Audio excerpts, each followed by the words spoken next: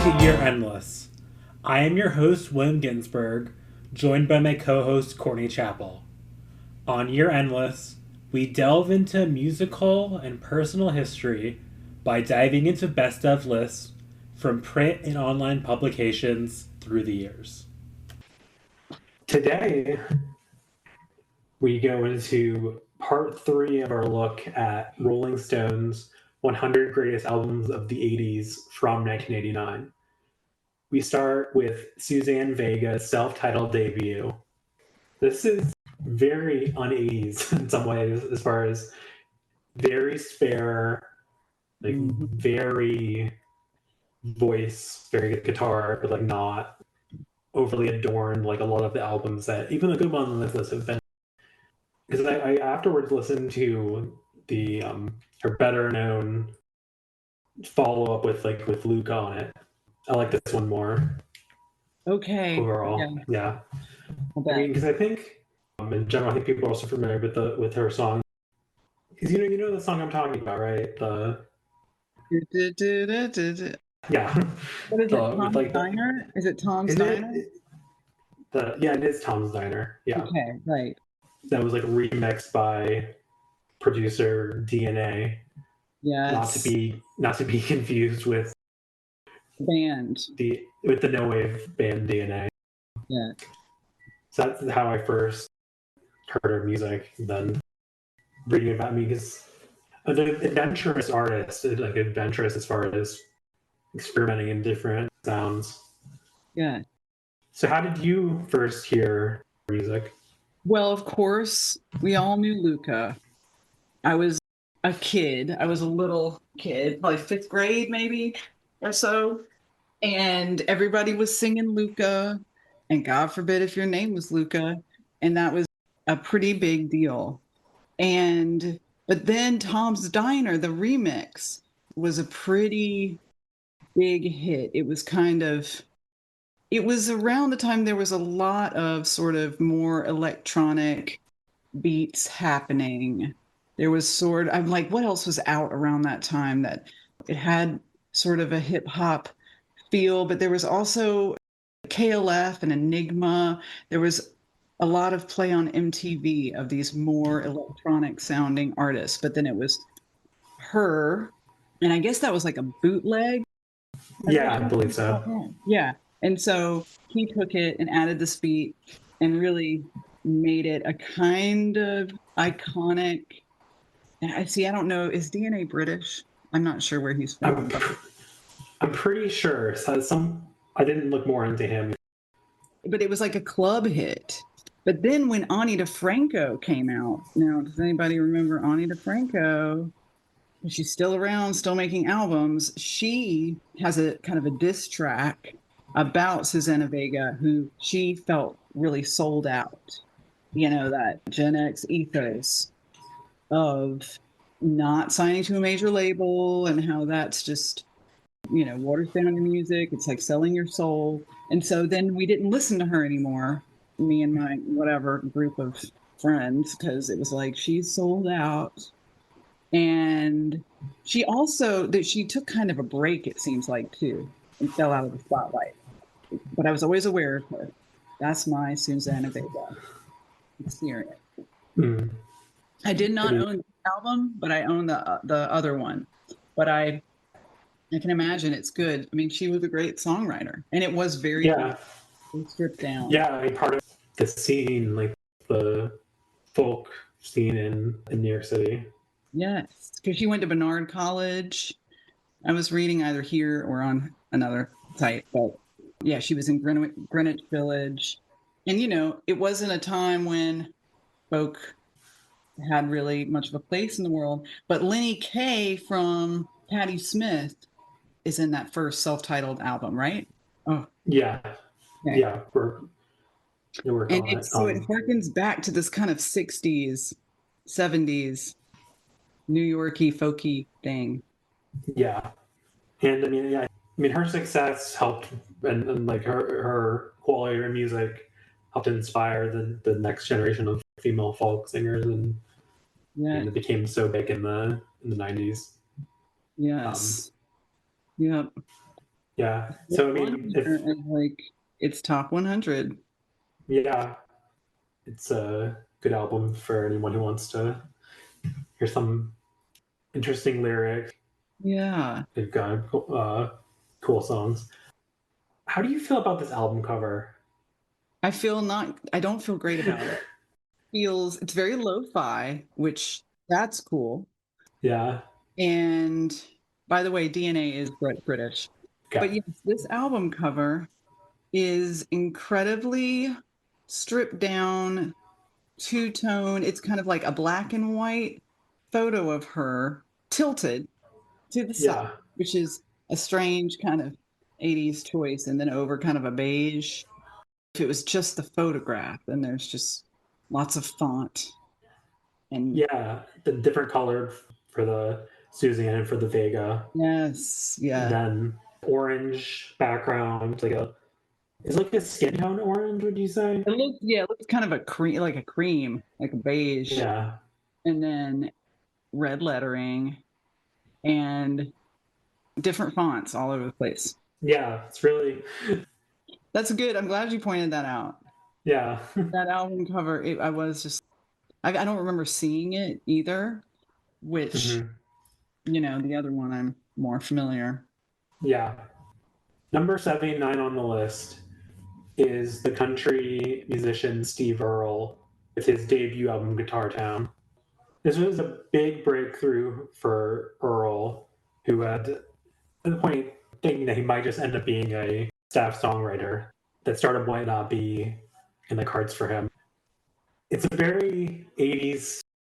He wasn't trying to go for like a retro sound, like production wise. He was putting in all like the newest digital sound, the top of the line studio, and so like musically it sounds kind of like the way kind of like some of that Springsteen sounds as far as like sounding kind of digital, but like Yeah. I mean lyrically and vocally it is definitely well written, well thought out like country songs.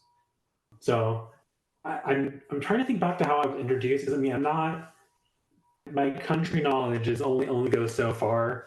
So I think I was That's what I was first. gonna say. Yeah, it's like as soon as we got to this, I was like, oh, I don't know anything about this guy. But so my knowledge of Steve Earle, I mean, knowing his mentioned by name in a Magnetic Field song, in acoustic guitar, and then there's also a song by the alt country singer Lydia Lovelace called Steve Earle, which is about like someone claiming to be Steve Earle who was like trying to like was like hitting on her, trying to like party with her. I'm like, oh, I'll do a song with you. So it's a pretty funny song. I mean, it doesn't sound funny. It's a fun song. Country knowledge definitely points towards the alt country more than, but I mean, I know his son was also a musician. I think he unfortunately like passed away. I can't remember if it was an overdose or. But do you want me to play like one of these songs just so, just so you can hear it? Sure. Yeah, I think we might as well. I mean, I think we have the time. Okay. Okay. That's what I Yeah, figured. I mean, yeah. All right, but I mean, there's some rock in there, but it's also, I mean, because there's an interesting at the end of it. Does Earl see himself more as a country or a rock artist? Said, I've been more readily accepted on rock radio, but as my audience gets older with me, I would probably end up back on country radio. Says, I think as a singer, I borrow more from Hank Williams than from David Bowie. yes. I agree. I agree. Yeah. Yeah. Yeah, because he'd written for other people before, as I see, before he was able to record, his own. Yes. Yeah, and he's still making music. Unbeknownst to me. Just a completely different, like roots kind of music that you were not listening to. It's not.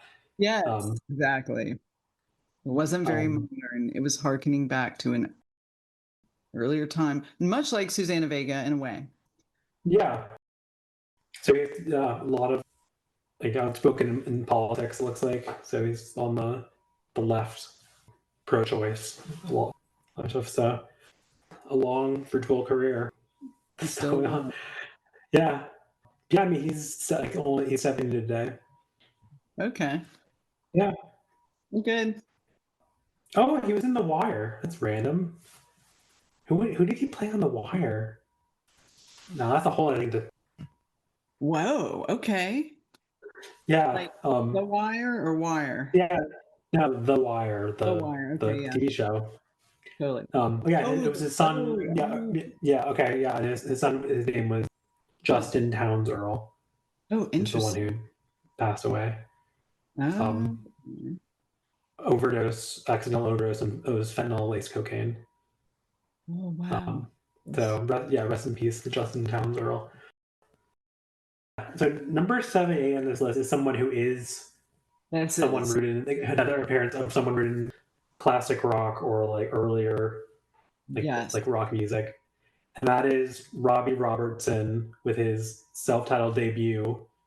Yes. Long awaited from the band. Yeah, not just Mm-hmm. any band, the band. Yeah, the band, much to the confusion of many music. Yeah, I saw the band once. I mean, he was the one who wanted to. So think of it, one that wanted to have the final show, the one recorded the Last Waltz, the Scorsese directed concert movie. Yeah. But the other members didn't really want to break up; they wanted to continue. So I mean, a couple years later, they did actually together without him. I mean, later on, he became kind of known as sort of an asshole.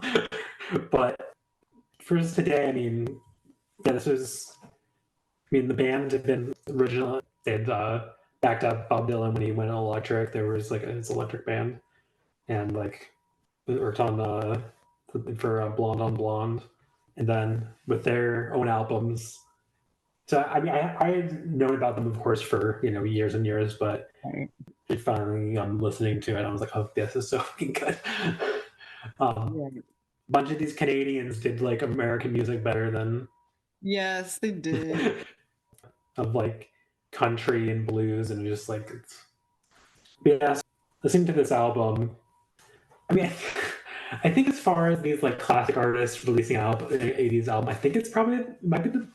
I don't know if it's the best one so far, Right. but I think it's like a pretty good album. But I mean, I don't know if it's something I'm going to like, go back to really. Because I mean, it's interesting between his voice and the music. Like there's a juxtaposition between the two. Yeah, I mean it was an expensive album to make. Apparently, according to this, over $750,000. Like recording in probably to New Orleans, Woodstock, Dublin, and England for inspiration recording sessions. Oh, wow. Wow. Yeah. For inspiration, man. There was just. And yeah, recording. Yeah, a lot of money to. I guess it sold well for it to. And it was at least like critically acclaimed enough to be on this list. Yeah. Huh. Lyrics going a lot of like. Go ahead. Sorry. No, I mean it's saying that like, the lyrics a lot of different like important topics, like significant topics. But so, what were you going to say? Well, I just remember his later albums. This one was a breakout one, but I remember my friends' moms listening to. He has an album about, like, he seems like he cares about some stuff. And he has one about, oh God, I should have had this. I didn't think I would talk about this. It's not that important. But, well, so he's of Mohawk and Cayuga descent, and his mother is from the Six Nations of Ontario. So Native American heritage kind of comes up in his music a lot, and he did an entire album that I really liked. It was really good, and I don't remember the name of it. Oh, it's killing me. Is it Ghost Dance? I mean, that's the name of the song, one of the songs. Ghost Dance album. Anyway, that is a part of his music now. I don't know if that came up in this particular album because I did not listen to it. It's called Music for Native Americans. Okay, and that's in '94. So okay, yeah, that's interesting. Yeah. So yeah, I mean, I'm glad I got to a chance to finally dig into the band and be like, oh yeah, this is totally. It's really good. Yep. So didn't I see them opening for Fifth? Didn't I see the band opening for Fish? I think I did. Or something. Later put Robbie Robertson. Yeah, it wasn't. Like them. It was like Bruce Hornsby and the band or something. Anyway. Okay. Yeah. Yes. In the life of Courtney, finding herself at a Fish I show. didn't realize that you've seen Fish live. I've seen them multiple times. Okay. I was only there for the drugs. I never liked the band. Never. Anyone will tell you that. Anyway. Yeah. Yeah, number 77 on this list is very different and is not rooted in any previous roots or anything that existed before like Kraftwerk. And that is the Human League with their third album, Dare. Yes. They were some of the first, along with Gary Newman, I would say Orchestra Maneuvers in the Dark, to really take on that new wave, that electrical sound that came to define the new wave movement in the 80s to me. Yeah. They were definitive. And also stylistically, their look, obviously inspired by Bowie to some extent, but just this sort of androgynous lipstick, eyeliner wearing band that, this is not the album that I think of getting the most, well, I guess that's debatable because obviously the one song. Yeah. The hit from this album, which is Don't You Want Me? Don't You Want Me, being just a staple on the dance floor, on the radio, and every 80s night since that was such a huge song. Even at the time, right? I mean, it's just it was a number one hit. I mean, it broke them. This album broke them in America because this was the first album after Martin Ware was kicked out. Okay, I mean, this is a different Human League than in previous. Because in some ways before Human League was kind of like ironic and since it's very unhuman music. I mean, it's basically fully electric music. Right. And the subject matter previously more like sci-fi and way more just strange. And this Don't You Want Me is very much, it's not really a love song, but it's about everyone has heard that song probably hundreds of times at this point. But I didn't realize it was actually the album closer, which is that's interesting, right? Yeah, I would have thought it would have been like the first. It's kind of, I don't know how. I mean, it's a hard act to follow. Yes, it is. But yeah, so I did listen to some. Yeah, so I did listen to some. I did actually listen to their like from the early version of the band, their like kind of first bigger song, "Being Boiled." Have you ever heard that song? I don't think I have. I mean, I feel like I probably have, but I don't remember it. Oops. It's really good. Yeah, it's definitely very weird. Yes, it's very weird music. It's like David Bowie was saying, like, I feel like I've heard the future of pop. Like it's hard to really express how different all of this sounded because now it sounds dated, but it was like it was a new direction for music. Yes. Again, sort of defining itself against the Sex Pistols. Mm-hmm. Which is weird because in a minute we'll be talking about another band next that trying to do the opposite of the Sex Pistols while having a member of the Sex Pistols. Yes. Yeah, because some of the information for it is from the oral history of New Wave. And I said like that Phil Oakley didn't want to be interviewed for the book, so they talked with Martin Ware, and he gave sort of the story. I mean that they had been like really, really close friends from like my memory of the like different births for like English school is terrible as far as remembering what age this means. But they were best friends from like fourth form. I don't know how old that is, but influenced by a lot of different like electric that was coming out of like Germany and out of the continent. I think I say for Don't You Want Me, or it was that like they added the two female singers We didn't really Yes. have any like, not really like trained singers or anything, but like it worked for it. But yeah. So I mean, is there anything else you want to say about the Human League? About their some of their like lesser Not like albums? really. Or... I feel like I should say more about them, but no, I'm not going to right now. Okay, that's fair. Number 76 on this list is Public Image Limited with Yeah. their album Second Edition or Metal Box previously. So this is actually this is actually the first album on this list that is not actually from the 80s. Right. Technically, it was Oh, released in 1979 in the UK. It's also not the last album, as I know for sure was not released in the 80s, but released in like originally released like in the UK. So yeah, this is Johnny Rotten, John Lydon's band that he formed.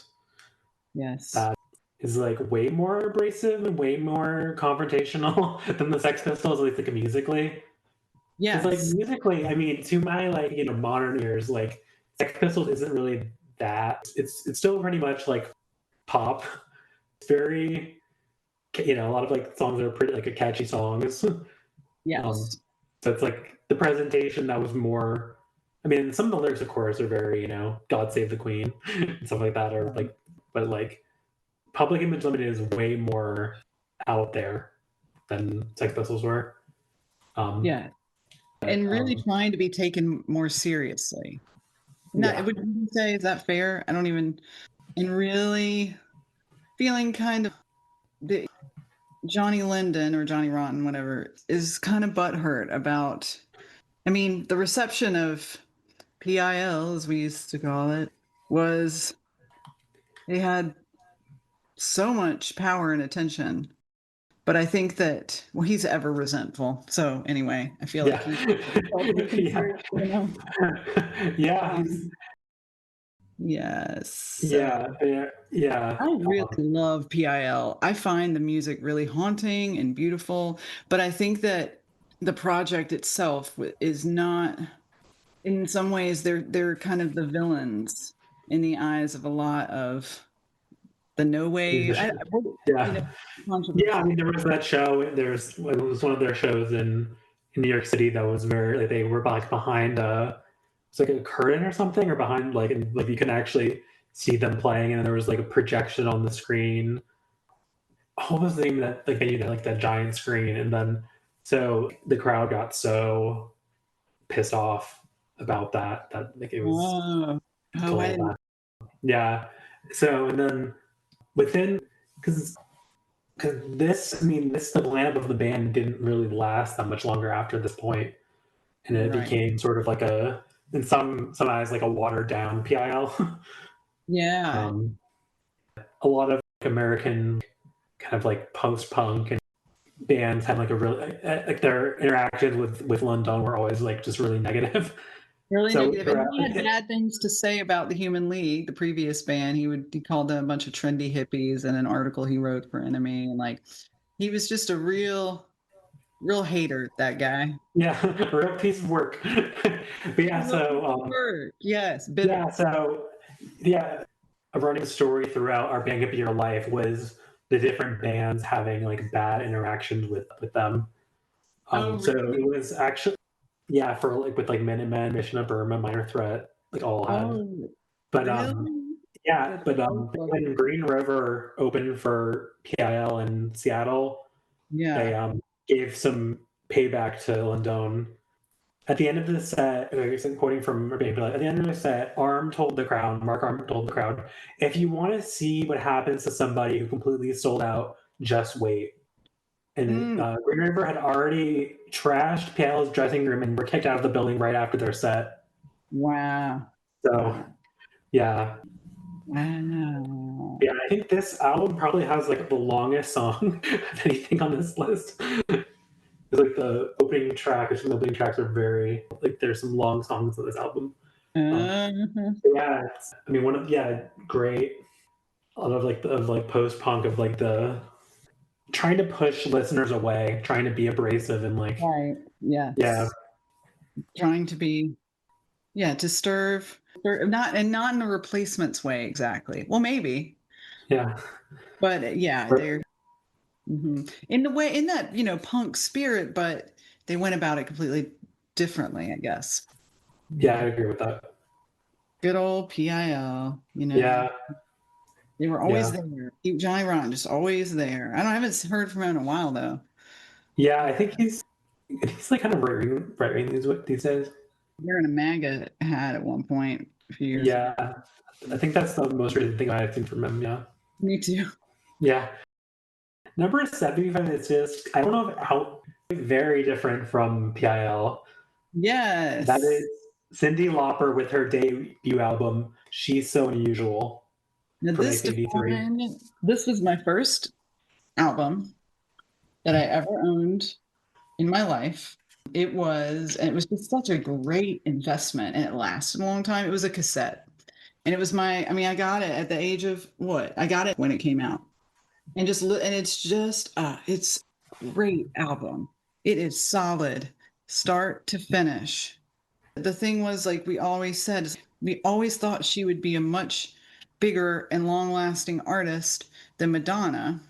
She was quirky and the colors, and she's not unlike PIL, like part of that punk spirit, day glow hair, just defined an entire fashion for she is the 80s to me.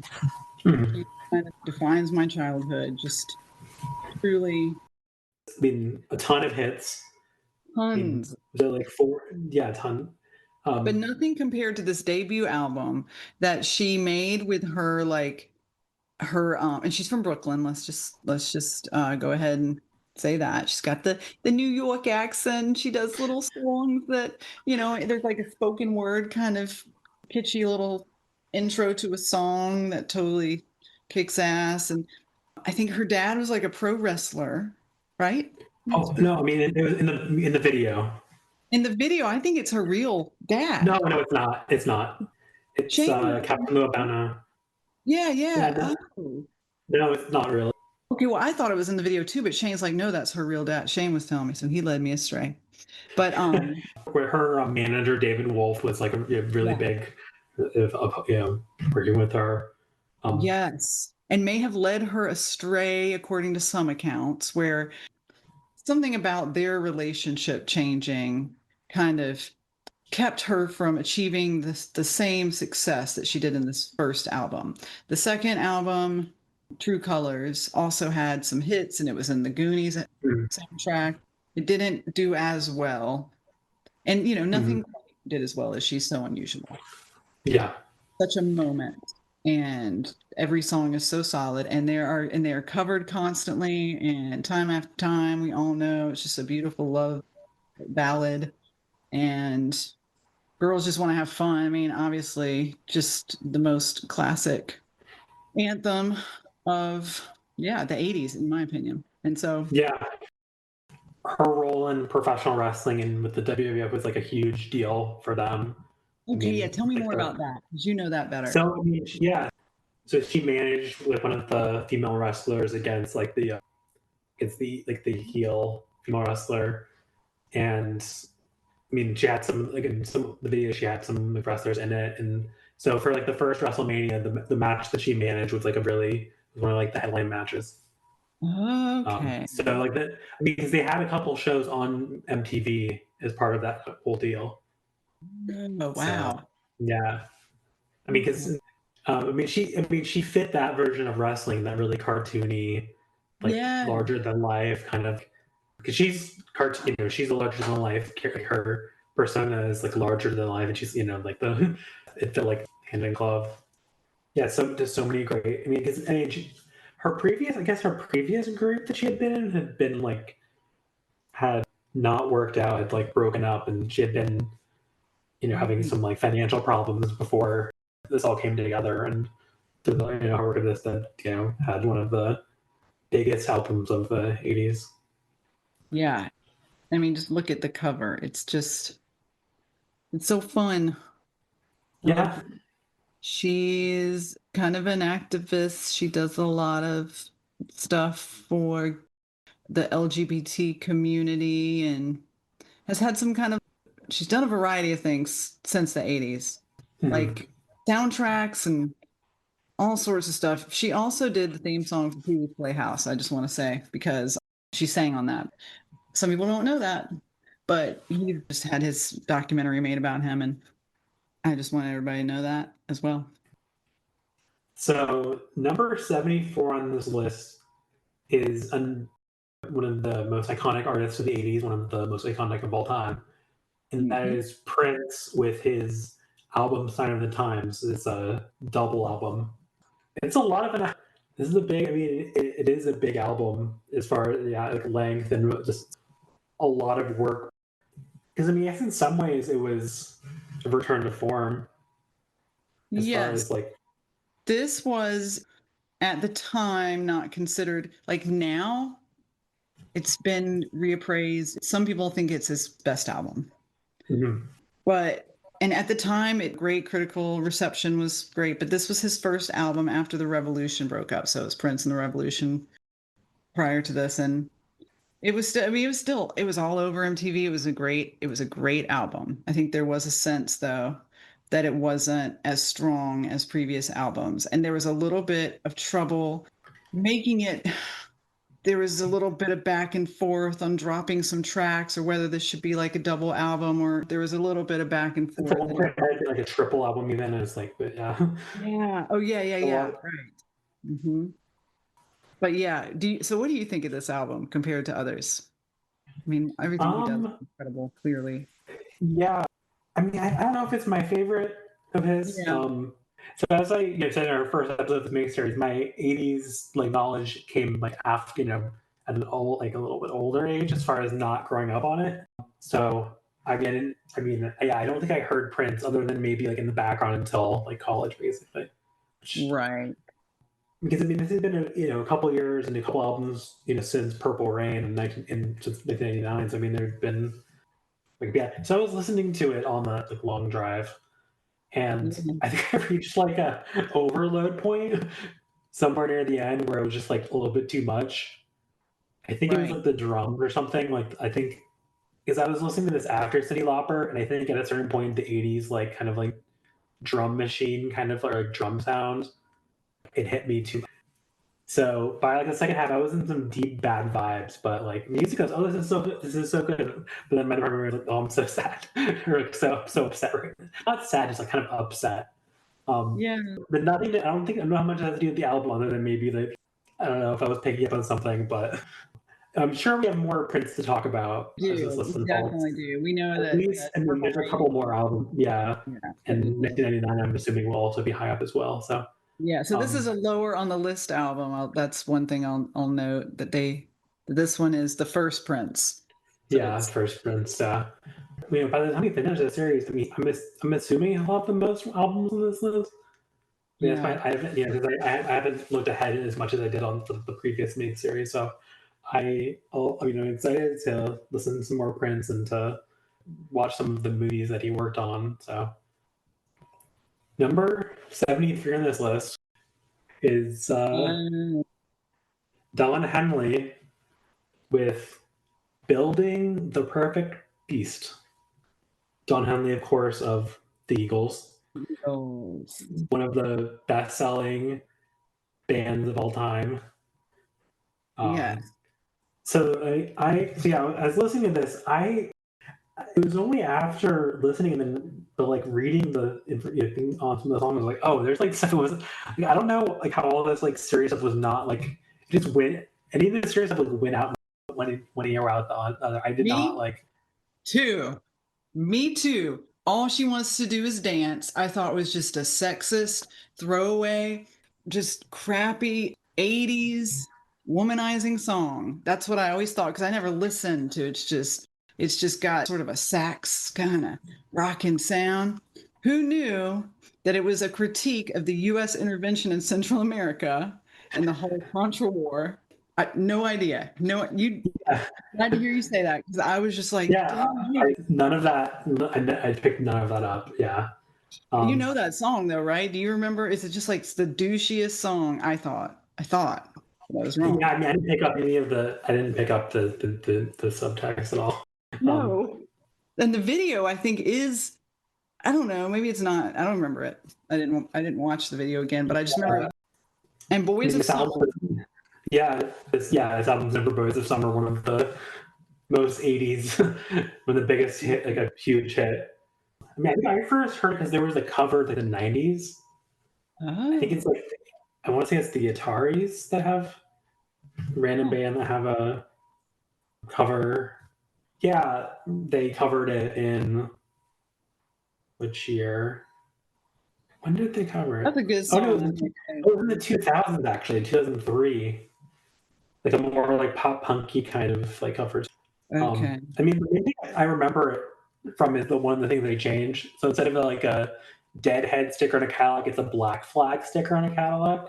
Oh, really? Oh, that's Yeah, cringy, but yeah, also true. So yeah. true. Solo work of like the Eagles in the '80s was from. I think maybe it's more Glenn Fry, but like it definitely makes you think of Miami Vice. Yeah, it does. I mean, some of the songs I think for some of them were used in Miami Vice. So I like Okay. got into that. It was airing on this random over-the-air channel in like 2015. So like, I ended up like watching a ton of it. It's a weird. It's a crazy show. It is. Um, It was revolutionary. yeah, it's like the MTV of Yes. and like a That drama and like soundtrack and it yeah, was intense. the style, like the look, like the Hmm. jackets and like Yeah. That's so I'm gonna take another listen. It just and trying sounded to very, find your, I know, I'm like, okay, this meant something, I guess. I didn't realize. yeah, he collaborated with Danny. How do you say that name? Korchmar. Oh, I don't know. He'd work with both James Taylor and Jackson Brown. Yeah, he co-wrote 9 of the 10 songs. Okay. Huh. I wonder if we're gonna have any other former Eagles on this list. I mean, I don't know. I have no Yeah. idea what's gonna be. So number 72 sounds very different than another like big like style shift. That Yeah. is Marshall Crenshaw with his self-titled debut. Yeah. I was just So like, who is this person? I was not aware of his existence. I will say I love this album cover. It's sort of psychedelic. There's something very kind of, it does kind of remind me of Squeeze a little, or I don't know.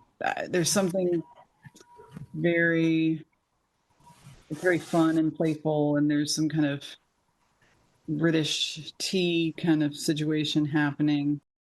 He's from California, from Berkeley, and he got his first break playing John Lennon in the musical Beatlemania. yeah, reading that I was like, that's such a Yeah, so strange. So like it's a yeah, he wanted to make his own music. and it made his own Um, music, and then it was. I mean, here it is on this list. It was critically acclaimed, and then Steve Lillywhite helped him with the second album or produced the second album. So yeah, what do you but yeah, thoughts so about him? I had not heard of him until Okay, good. like this, but I'm sure I heard someday, some way, at some point. I was trying to look up where I heard it from. I could not figure it out. I don't know if it was in. I didn't see it being mentioned for any movies. I don't know if I just saw it like it was on like the first wave station or something on this like satellite radio. But I don't know how I heard it. I mean, it was like a side. It was like a minor hit back then. But yeah, I don't Yeah, know. I have no idea how I heard it, but it sounds. I mean, because overall his sound is very. It sounds like rock and roll. It has like a like the Buddy Holly kind of like Buddy Holly. He's yeah, always getting. he was compared to that a lot was to Buddy Holly, which I think he took as a compliment because I mean it's one of Yeah, the defining artists of the '50s. And yeah. but yeah, he mentioned speaking on Squeeze, he said that he was influenced by Squeeze. Okay. Oh, really? Yeah, Okay. I thought I just pulled that out of my. yeah, All just right. like visually, yeah, because visually, yeah, but Good. Okay. yeah. So yeah, I mean, I really enjoyed this album. It was That's cool. like yeah, between like yeah the old school rock and roll, but like not like but in a cool way, like more in the Buddy Holly touch than like the kind of lame kind of 50s 60s sort of that were coming out around that time. Yeah. Number 71, it says our last band for today is from a completely different part of the world. Yes, it is. It is, it is Crowded House with Yes. their self-titled debut, another self-titled debut. Right. Yeah. Came out in 86. I remember it very well. And Neil Finn is still playing music. He is one of the favorite musicians of podcast host Scott Aukerman or Comedy Bang Bang. Do you know this band? Well, I have several questions. Do you know this band Okay. first? I've definitely heard, because I was going through it, I definitely heard the hit. I'm sure I might have seen the video too at some point. Yeah. But this is my first time listening to their album in full. Yes. So that's the answer to question one. Okay. Did you like it? Did you like it? I did like it, yeah. Yeah. Does anything live up to the hit that you previously knew? I think I probably like that one the best, at least in the first like. Yeah, that's the thing. Same. But yeah, I mean, they formed out of the dissolution of Split Ends, which I've not listened to. I haven't either. Terrible name. That's an awful, because it's spelled, the split is normal, but the ends is ENZ. ENZ, no reason for that. No reason. Yeah, terrible. I don't know how. I mean, I might listen to it if I remember to, but like the name is very unappealing. I mean, this was a time when like Australia and New Zealand were starting to, like, some of the bands were crossing over into America. I mean, there was the whole like Australia kind of kitsch kind of like, or like the Crocodile Dundee and like the people, There like was a turning toward the continent in the 80s, and I do think, Crocodile Dundee kind of gave us a sort of modern, I don't know, an interest in the continent. Yeah, that's true. And this band, do you think, my other question is, do you think this band would be on the list now? I'm not sure. I mean, I think they've gone with Men at Work, maybe, or I don't. I mean, Men at Work might still be on this list. I'm not actually sure. I mean, I think it might not be, but I don't know. think not too, because I think that there was that song. It's like one of those songs that's just so beautiful, and everyone knew that song.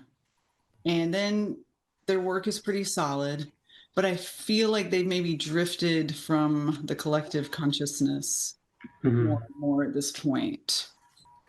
You just don't hear about them anymore. Nothing has kind of revived their interest for us. The music hasn't been in any movies. I don't know. Yeah. I mean, maybe there will be a revival someday, but I don't know. Yeah. I mean, I guess it depends who makes the list. If it's something similar to an indie list, they might have, had one of the bands we listened to from New Zealand. Yeah. Or one of from our previous miniseries. But that's it for today. So I mean, last week we sort of had that idea for favorite of the week, least favorite. Yes. I really like the Marshall Crenshaw, but I can't put it above the Prince just because I think I'd get. You really like what? I like the Marshall Crenshaw a lot, but and then the lowest is probably the Don Henley. But, Don Henley. I mean, I think that might be the lowest, just because it's another. I mean, there are some really good albums on this week. So, what is your favorite for the week? I guess I mean, do you have a favorite for the week, or do you want to? I do. I mean, I guess it has to be the Prince. I mean, I guess it has to be Prince. But I do love Cyndi Lauper. Knowing me, you might think it would be PIL, and that's pretty good too. But when I think of just iconic 80s albums, those would be the two that really make sense to be on the list. Mm-hmm. I'm not moved by country music, so it would be Steve Earle for me that I would hear the least about, but who deserves to be on it the least? I mean, I mean, before reading about it, I would say the Don Henley, but now I'm like, well, Yeah, maybe there's something deeper here that we didn't hear before. Yeah. right. All right. So yeah, next time we'll continue. It will be starting with the Traveling Wilburys. So Yes, that sounds um, great. Where does it? goodbye until next time. You can reach us at Yearendlesspodcast at gmail.com. All music is courtesy of Shane Parrish. Until next time, for my co host Courtney, I'm William, signing off from the Tar Heel State.